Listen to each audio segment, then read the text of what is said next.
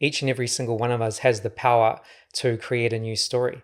Because whatever you've been through in your life, it doesn't have to define you. You know, most of us have been through trauma and all kinds of things that could hold us back, that could limit us if we choose that. But it is a choice, you know, a choice to move beyond that, a choice to heal your relationship with the past, a choice to choose what you truly want and to own it and to go after it and not let your own fears and limitations hold you back. But you have to be willing to face off with yourself and the parts of you that are trying to keep you small, because there will be real parts of you that try and keep you small when you go after what you want, you know. When you prioritize your dreams and you make them a reality, there's going to be parts of you through every step of the way that will be in resistance, will try to hold you back through the voice of fear. And one of the things I started to recognize within myself is that my survival programming, which is, you know, how our brain and our nervous systems and our bodies respond to stress, which is based on how we grew up and, you know, our coping mechanisms and just how we learn to deal with stress. I recognize that my survival programming used fear as a strategy to keep me in my known familiar reality, to keep me in my comfort zone. So every time I would stretch beyond my comfort zone and I'd try and do something big, like I'd have a bold goal, something really big, and I'd go to take action on it, I'd notice that the voice of fear would come up, and it would usually come up through worst case scenarios. Like my mind would go into worst case scenarios. And I started to peep that and look at that. And then I was like, okay, this is my survival programming trying to keep me safe. It's trying to keep me small. It's trying to keep me from going after what I want because of all kinds of reasons, right? Fear of failure and rejection and not getting it right, and even fear of success. What does it mean to be successful? You know, so there was all of that. And I was just tracking it and becoming more aware of it over time through the inner work. And then I just became really good at interrupting it and not feeding the fear. And what I mean by not feeding fear is fear will be there, because fear is a part of your survival programming. So it will be there, it will come up. But it's more about you noticing when it's there and not giving it so much energy, not giving it so much attention, not giving it so much power. And that's what I would practice. I would practice returning my power to myself and ultimately my connection to my higher self and to God. And I'd use that to reinforce what's good in my life, how I am supported, how I am worthy. And then I'd find real life evidence to back it up and then take action from there. And that's what ultimately helped me. You know, what's interesting? The most successful individuals that I know and I sit down with, they all have this love-hate relationship on how to utilize fear. And I heard something about fear. Fear, there's two types of fears that we're born with. The first type of fear is the fear of falling, and the second type is the fear of loud noises. So when you're at work or you're at school and you fall asleep and you do the jump, right? Or like my son could hear something loud. He doesn't know if somebody's coming into the house to harm us or if it was a box that fell. It's the same type of fear for him. But it's safe to say we have so many other fears, whether it's spiders, heights, public speaking, ambition, whatever the case may be, ending up like people that we love that we don't want to end up like, whatever the case may be. Which means that you have learned all those fears. Those fears have been conditioned. I realized that, you know, from 50 Cent and the 50th Law, right, with Robert Greene. Great book. Yeah, phenomenal book. He's talking about fear throughout the entire book and how it is that he's utilized fear to his advantage.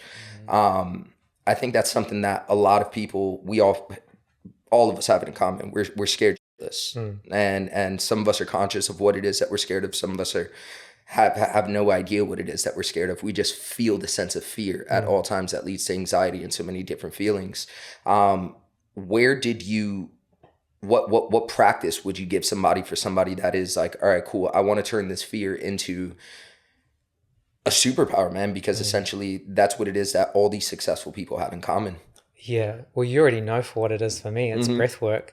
So instead of running from your fear or avoiding it, which most people do, right? They'll try and numb it or escape it or, you know, reach for some coping mechanism to get away from it. What I recognized is that when we feel that anxiety or that sense of fear, most people will want to avoid it because it's an uncomfortable feeling. So they'll seek to reach for something outside of themselves to find a temporary sense of relief from what they're feeling on the inside. And that could be anything, right? That could be scrolling on your phone. That could be drinking. That could be smoking. That could be pornography. That could be anything that you use to find a temporary sense of relief and pleasure, because anxiety and fear doesn't feel good at all, right? None of us want to feel that. So we try to escape it. We try to run away from it. We try to mask it. We try to avoid it. But that means it has power over you because you're not looking at it. So one of the things I'd do is I'd take a fear and I'd play it all the way to the end. What is the worst case scenario? And I'd take it all the way to the end. And can I be okay with that worst case scenario? Like fully look at it and face it. And then I'd take it into my breathwork practice and I'd regulate my nervous system and I'd find that sense of anxiety. Where do I feel it in my body? Where do I feel this sense of anxiety in my body? And I'd find it and I'd feel it and I'd process it and I'd move through it, because there's a lot of power in moving through your pain. And a lot of us avoid our pain and we try to escape from it, but that means it has power over us. So the way to take your power back is to face it head on and not run from it and go through it. And when you go through it, you can find a lot of power in it. And ultimately from there, it doesn't control you and it doesn't stop you and it doesn't limit you from moving forward. So that's what it's been for me. I'd bring it into my breathwork practice and I'd somatically track where it was in my body, and then I'd go through all the way through it. I love that. And you know, I want to stay with that topic right there, because I was watching a Will Smith interview one time, and in the interview, he was going through the process of what he was thinking about before he skydived in Dubai, and the fear that he was creating in his mind, and the worst case scenario, what if I die, my family, etc. But he said this quote, and he said that the best things in life are on the other side of fear. That once he jumped, it was such a blissful experience, and that sometimes we create these fears in our mind, but on the other side of it is so much beautiful. Can you talk a little bit about like what you've been able to accomplish when you face those fears and what you were able to learn from those lessons as well? Yeah, you start to unlock everything that you truly desire in this reality, because when fear's no longer holding you back, then you're free to go after whatever it is that you want. So for me, I started to recognize that, like you said, there was this thinking feeling loop that was happening.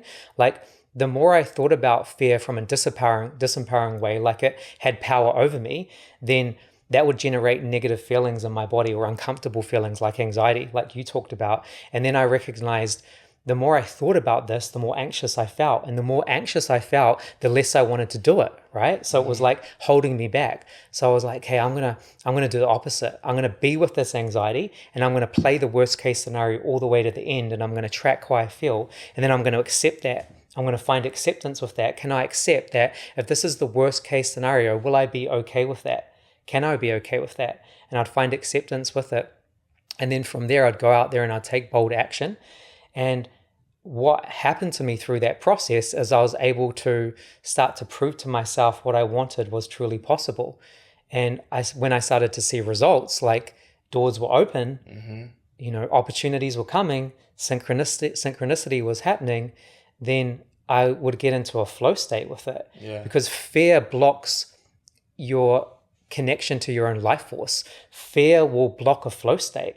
And in order to really unlock greatness, you have to be in a flow state. And when you're living in a flow state, then you're present. You're in the present moment. You feel connected to God. You feel unstoppable. You feel like what you want to create is possible because you know it's possible. And in that state, you're connected to your intuition. You're connected to your inner knowing, and you know what to do. You have clarity, and then you can take action, and taking action from that level then creates momentum, and then you start to unlock new levels. So that's what it was for me. I started to unlock new levels, and I started to prove to myself what I wanted was possible, and then it just all started unlocking. But it was on the other side of fear, just like you mentioned. Side, yeah. And I had to be willing to embrace that fear, not run away from it, but move through it, go past it, go beyond it, not let it control me. Because it will try and have control over you. So powerful. And usually that's a sensation. It can be a sensation of, like you said, feeling anxious. And if you try to avoid feeling anxious, then it has more power over you. So you have to find your power with however you're feeling, which takes acceptance. Like, can I accept that I feel anxious? Yes, I can accept that right now I feel anxious. I can be with this feeling of anxiousness. I can be with it. If I can be with it, then it doesn't have power over me anymore. I can release it. I can let it go. And then I can return back to my power.